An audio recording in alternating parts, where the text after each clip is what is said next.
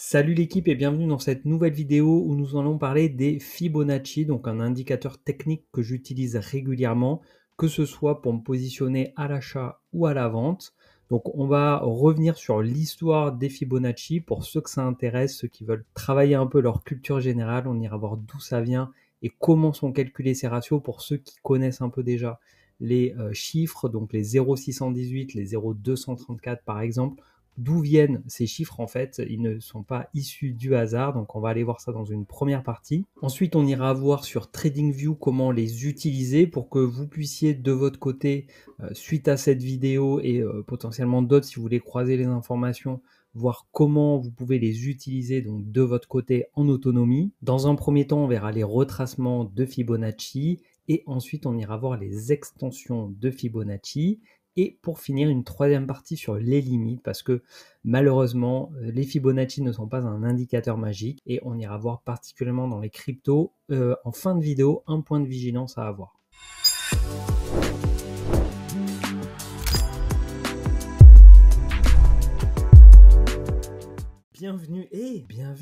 Bienvenue sur La Crypto by Joe. Je m'appelle Jonathan, j'investis dans les cryptos depuis 2017 et depuis un peu plus d'un an maintenant, j'ai décidé de lancer cette chaîne pour partager mon expérience dans l'investissement crypto. Donc je t'invite à aller faire un petit tour sur la chaîne, à voir si ça peut être utile. Eh bien, je t'invite à t'abonner et à activer la cloche pour ne pas louper les notifications des prochaines vidéos. Pour ceux qui débutent, je vous ai mis un guide gratuit qui est disponible dans la description de cette vidéo où je vous présente toutes les bases nécessaires pour pouvoir débuter sereinement dans l'investissement crypto. Pour ceux qui veulent aller plus loin et être accompagnés, vous trouverez également le lien de mon site où je présente toutes mes offres. Comme toujours, cette vidéo ne constitue en aucun cas un conseil en investissement. Je ne suis pas votre conseiller financier. Je partage simplement mon expérience sur le marché. Et sur ce, on attaque par la première partie. Pour commencer, on va aller voir d'où viennent ces différents niveaux de Fibonacci. On a le nombre d'or qui est 0,618, d'où vient ce nombre, comment il est calculé, et également les différents niveaux. Comme je vous disais, on va aller voir comment tout ça se calcule. Les Fibonacci donc, viennent d'un mathématicien italien, Leonardo Fibonacci, donc, qui aujourd'hui porte son nom, qui a vécu il y a bientôt environ 1000 ans, donc c'était vers 1170. Ce que l'on appelle aujourd'hui la suite de Fibonacci, ce sont un enchaînement de chiffres, donc, où on va additionner le chiffre précédent. Donc on les voit ici, 0, 1, donc 0 plus 1, ça fait 1, 1 plus 1, ça fait 2, 1 plus 2, ça fait 3, 2 plus 3, ça fait 5, 3 plus 5, ça fait 8, 5 plus 8, ça fait 13, etc., etc.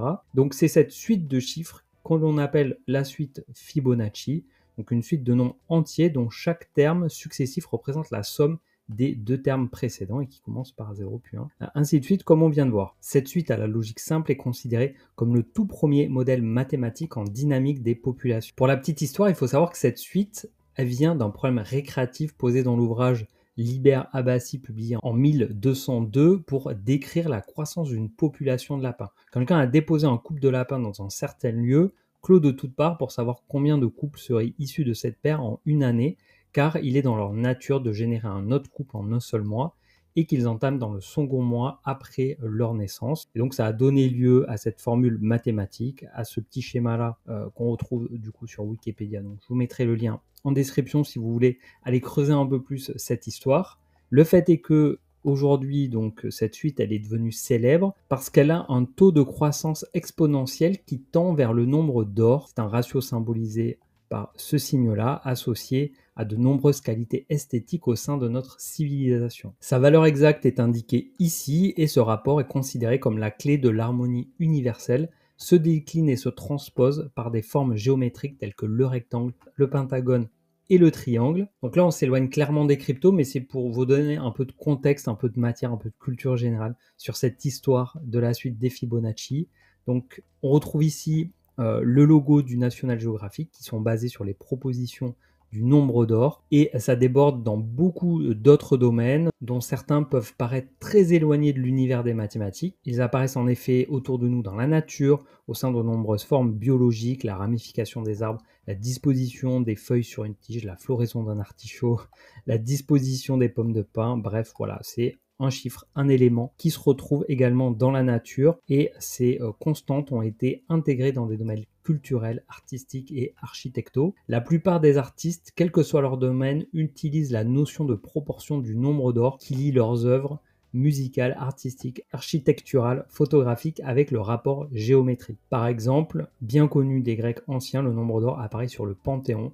Le fronton est en effet inscrit dans un triangle dont les dimensions des côtés adjacents ont le nombre d'or comme rapport. On retrouve également ces constantes dans des œuvres très célèbres, notamment La Joconde de Léonard de Vinci, également dans le tableau Parade de cirque de Georges Seurat, qui a employé les premiers termes de la suite dans sa composition. Un personnage central, 2 personnages à droite, 3 musiciens, 5 banderoles ou 5 spectateurs en bas à gauche, 8 à droite. Également en poésie, un fibe est un petit poème similaire à un haïku dont le nombre de pieds des premiers vers correspond au premier nombre de la suite 1, 1, 2, 3, 5, 8. Alors revenons maintenant au sujet donc, qui nous intéresse, à savoir les cryptos. Donc, les niveaux de retracement ou d'extension des Fibonacci sont utilisés en analyse technique pour identifier des niveaux potentiels de support et de résistance. Ces niveaux correspondent à des pourcentages clés dérivés des ratios de Fibonacci tels que les 0,236, les 0,382 ou, comme on l'a déjà évoqué, les 0,618. En traçant ces niveaux sur un graphique, comme on le verra tout à l'heure, ça nous permet d'identifier un prix vers lequel l'actif pourrait se diriger. Et bien évidemment, ce n'est pas une boule de cristal. Alors, il existe plusieurs manières de les utiliser.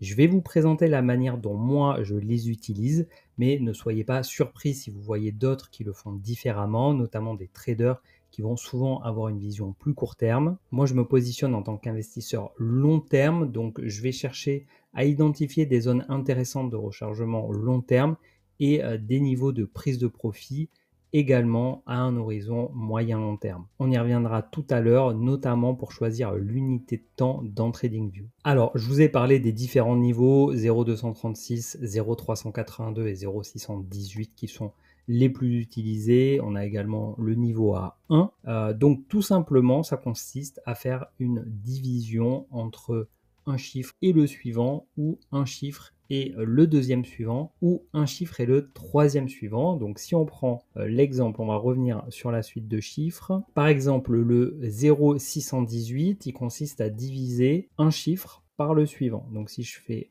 par exemple 21 divisé par 34, je vais avoir 0,617. Alors vous me direz oui, mais c'est pas 0,618. En réalité, plus on avance dans les chiffres, plus on se rapproche du nombre d'or, donc et de 1, je vous laisse lire les chiffres qui suivent. Si par exemple on prend le suivant, 34 divisé par 55, ça nous fait 0,618. Donc là, on les a bien. Et donc, plus on va avancer, plus on va se rapprocher donc, de ce ratio-là. Ensuite, si on prend le 0,382, donc on va prendre par exemple 13 et on va aller le diviser par, donc non pas 21, mais le chiffre d'après, divisé par 34. Donc là, on a 0,382. Et pareil, plus on va avancer avec les nombres suivants de la suite, plus on se rapprochera donc du ratio exact le plus précis. Et pour le niveau des 0,236, on prend un chiffre, donc par exemple ici je vais prendre 8, on va le diviser par deux chiffres après, donc là en l'occurrence ça va être divisé par 34, 8 divisé par 34 ça nous fait 0,235. Pareil, plus on avancera, plus on sera dans le ratio exact. Voilà donc pour la petite histoire d'où viennent les Fibonacci et comment ils sont calculés. Je vous propose donc maintenant de passer à la partie sur TradingView. Pour ça, on va avoir différents éléments à déterminer. Il y a plusieurs indicateurs possibles avec les Fibonacci. Pour faire simple, moi je vais vous en montrer deux, ceux que j'utilise, retracement et extension. Donc parmi les éléments à déterminer, il va falloir donc identifier la tendance. Donc est-ce qu'on est dans une tendance haussière ou une tendance baissière? Dans cette tendance, il va falloir identifier les points hauts et les points bas qui vont nous servir à tracer donc ces zones. Ensuite, on va avoir l'unité de temps. Est-ce qu'on se met en bougie journalière, hebdomadaire, mensuelle ou à l'heure, à 4 heures, enfin voilà. Quelle unité de temps choisir.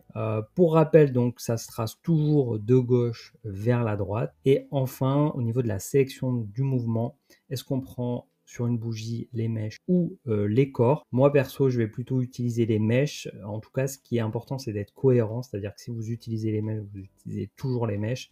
Et si vous utilisez les corps, vous utilisez toujours les corps. J'utilise les mèches parce que je préfère prendre l'intégralité d'un mouvement, que j'utilise une unité de temps qui est assez importante, puisque je vais plutôt me positionner en weekly, donc en semaine. Je vais juste faire exception, des fois on voit des mèches qui sont vraiment exceptionnelles, voire anormales, donc celles-là je ne vais pas les prendre en compte, mais ça reste quand même vraiment exceptionnel, surtout là dans l'exemple qu'on va prendre en tout cas sur Bitcoin, ça arrive quasiment pas. Ici, on se retrouve donc sur TradingView. On est ici donc en weekly, donc pour une semaine. Un petit rappel pour ceux qui ne connaîtraient pas donc les bougies japonaises. On a la partie corps, donc c'est la partie pleine, et la partie mèche, donc qui représente la partie la plus fine. On a en vert une bougie haussière, en rouge une bougie baissière. Ici, donc si on prend une bougie haussière, ici on a le cours de l'ouverture.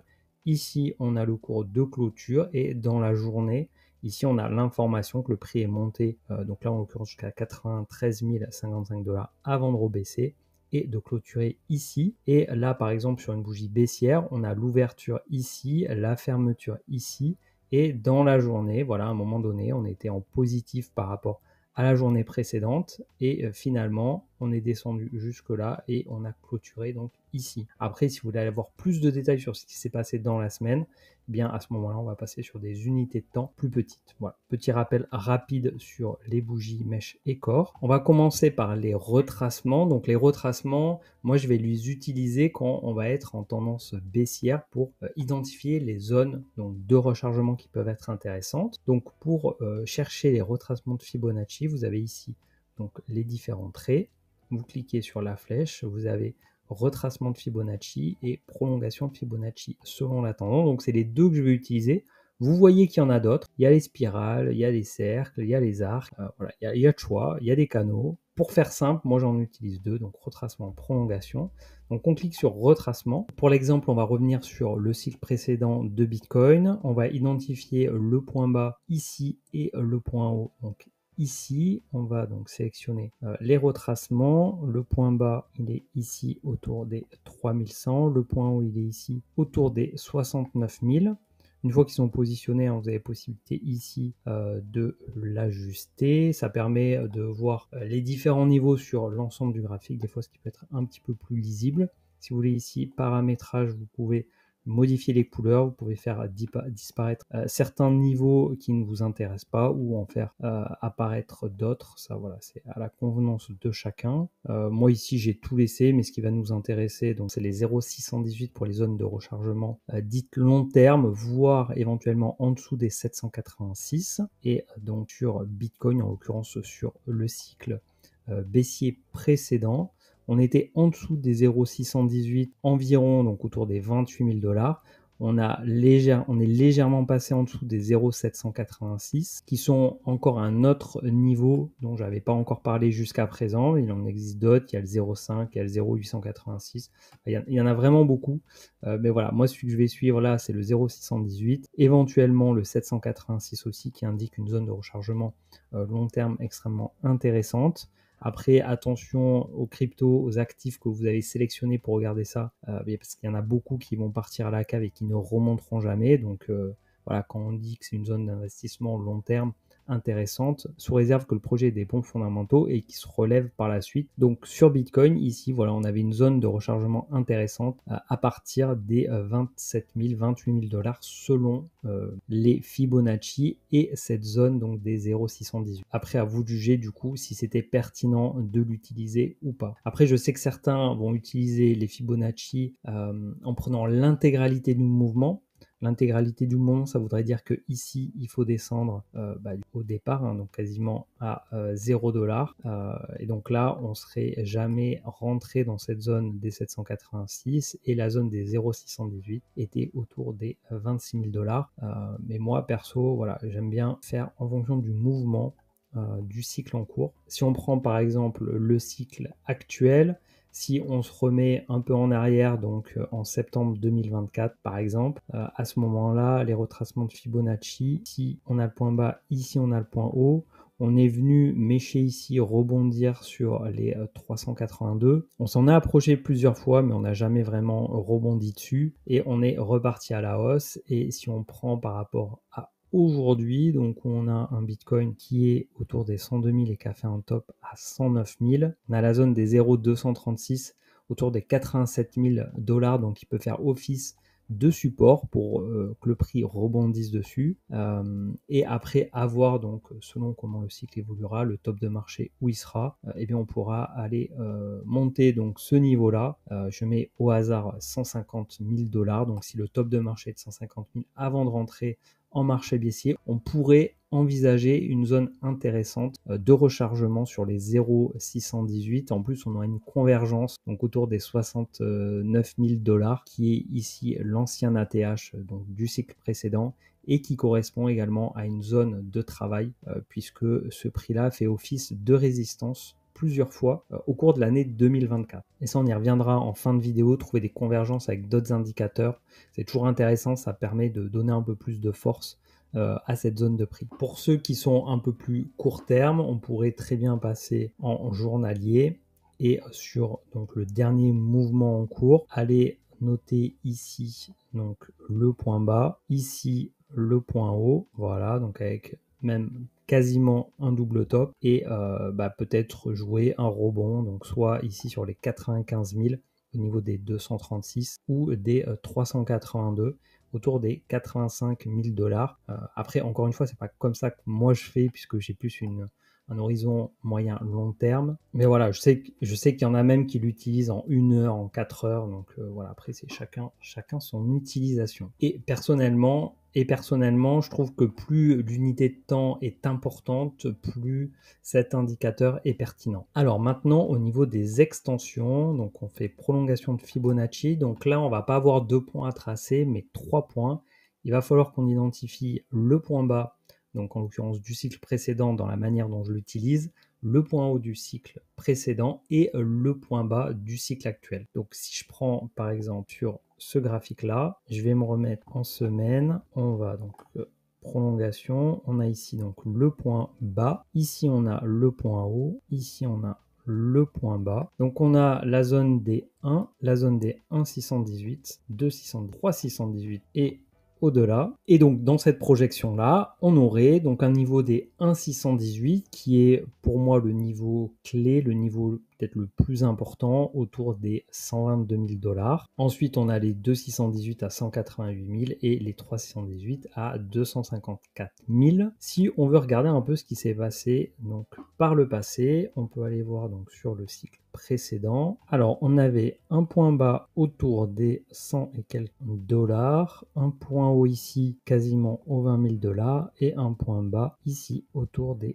3100 $. Et donc au niveau des extensions, ça nous donnait les 1,618 autour des 35 000 $, ce qui d'ailleurs a été une zone de travail à plusieurs reprises, les 2,618 également, qui ont été donc franchis 2 fois, mais les 3,618 qui n'ont pas été atteints. Donc perso, je suis plutôt du genre à penser que avec la capitalisation boursière du marché crypto et de Bitcoin, donc qui croît de cycle en cycle et qui a atteint un niveau qui aujourd'hui en tout cas semble élevé, on observe un tassement de la volatilité, des hausses qui sont en pourcentage en tout cas de plus en plus faibles. Donc ici sur le cycle précédent, on n'a pas atteint les 3,618. Ça m'étonnerait, mais ça bien sûr je peux me tromper, j'ai pas de boule de cristal, qu'on atteigne donc les 3,618 sur le cycle actuel. Et quand bien même les 2,618 me semblent assez élevés, je vais les retracer pour vous montrer. Voilà, les 2,618 à 190 000, je pense que ce serait déjà une performance incroyable. Les 3,618 à 250 000, du coup, perso, je viserai pas en tout cas un niveau de prise de profit aussi élevé, mais après voilà. Chacun sa stratégie. Et donc pour revenir aux extensions de Fibonacci, on fait point bas, point haut, point bas. Si on veut le faire à plus court terme, donc on peut prendre par rapport au mouvement en cours, ici le point bas, le point haut donc du mouvement en cours, le dernier point haut, parce que là on est quasiment sur un plus haut, donc ça aurait pas de sens, et ici un point bas. Voilà, ça nous donne encore d'autres zones, donc un niveau 1 à 142 000, un niveau de 618 à 200 000.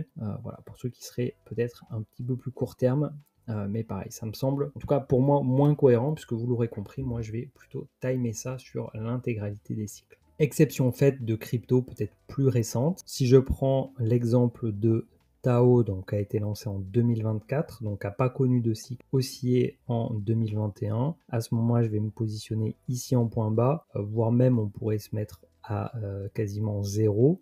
Ici on a le point haut, ici on a le point bas, et du coup sur Tao, je positionnerai mes différents niveaux de profit à ces niveaux-là, potentiellement peut-être plus haut, mais ça après ça dépend également du niveau de conviction que chacun a dans les projets. Si vous avez l'habitude de voir mes vidéos sur les analyses de projet, vous savez comment je les trace, et également les limites que je vois dans l'utilisation de cet outil. Donc ça me permet de faire la transition avec les limites. La première limite, évidemment, c'est que ce n'est pas un indicateur magique, donc ça s'intègre dans une stratégie, mais il faut croiser donc évidemment avec d'autres indicateurs, par exemple le RSI ou les moyennes mobiles. Idéalement, donc trouver des signaux qui vont être convergents. Tout à l'heure, je vous disais sur les retracements de Fibonacci que certaines cryptos donc pouvaient partir à la cave, donc des zones de rechargement sur le papier qui peuvent sembler intéressantes, mais en fait elles ne le sont pas du tout.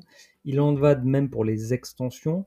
C'est-à-dire qu'on a les niveaux 1 618, 2 618, 3 618, voire 4 236, mais le cours peut bien aller bien au-delà de ça, peut-être faire x2, x3, x4 par rapport aux niveaux les plus hauts. Effectivement, notamment sur des cryptos qui sont peu capitalisés, donc ont un gros potentiel, mais qui représentent également un risque important, les niveaux de Fibonacci peuvent largement se faire exploser, donc il faut être aussi tout à fait clair avec ça. Ce n'est pas une science exacte, mais ça permet d'avoir notamment quand on est en découverte de prix, d'avoir des niveaux qui puissent représenter donc la psychologie des marchés, puisque c'est ce qui ressort au travers des études sur les Fibonacci, c'est que c'est un reflet de la psychologie des marchés et donc qui se retraduit dans l'analyse technique. Également, ce que j'aime bien faire, c'est de comparer l'évolution de la market cap avec le prix donc en extension de Fibonacci.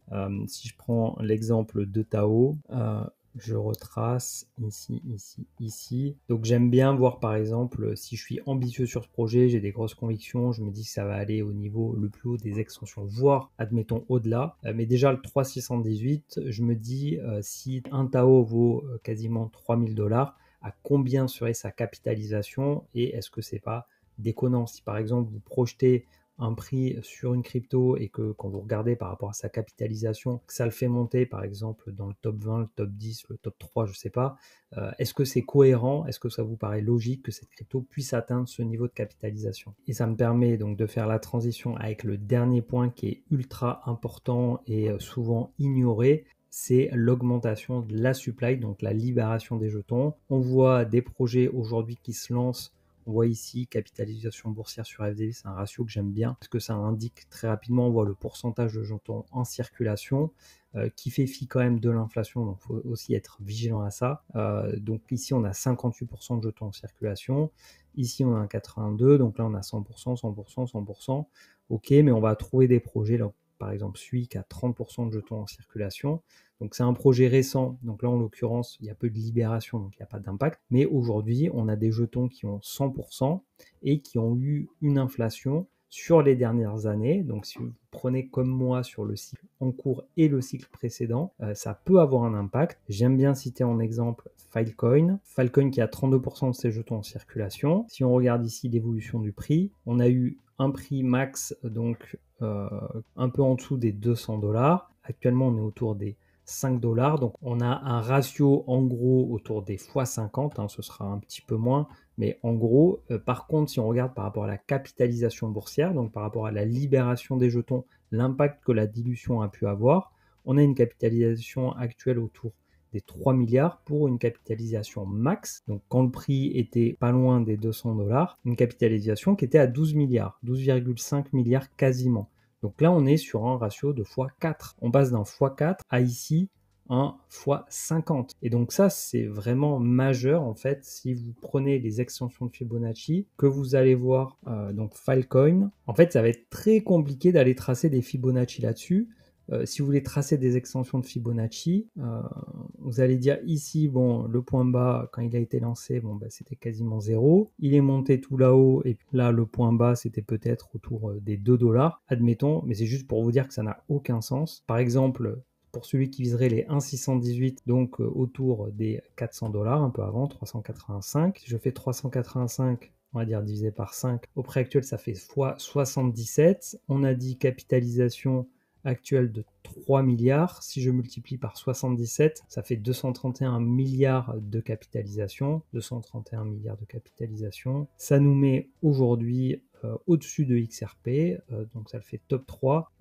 Bon, voilà, je crois que tout est dit. Donc attention aux extensions de Fibonacci, bien prendre en compte la libération des jetons pour pas se faire avoir. Et donc pour le coup, pour ces cryptos-là qui ont une libération importante, donc pour vérifier s'il y a une libération de jetons, vous pouvez faire comme je l'ai fait sur CoinGecko et de voir le ratio entre le top du prix versus prix actuel et le top du market cap versus market cap actuel, eh bien c'est d'aller chercher des mouvements peut-être plus récents. Donc là par exemple ça pourrait être d'aller chercher ce mouvement-là, donc sur le cycle en cours, hein, le point bas de 2023 qui correspond également peut-être ici également au point bas, donc on aurait point bas, point haut, point bas, et donc perso déjà je serais beaucoup plus à l'aise potentiellement d'aller chercher ces niveaux de prix sur Filecoin plutôt que ce qu'on a vu précédemment. Voilà, donc j'espère que cette vidéo vous aura éclairé sur l'utilisation des Fibonacci, que ce soit les retracements ou les extensions.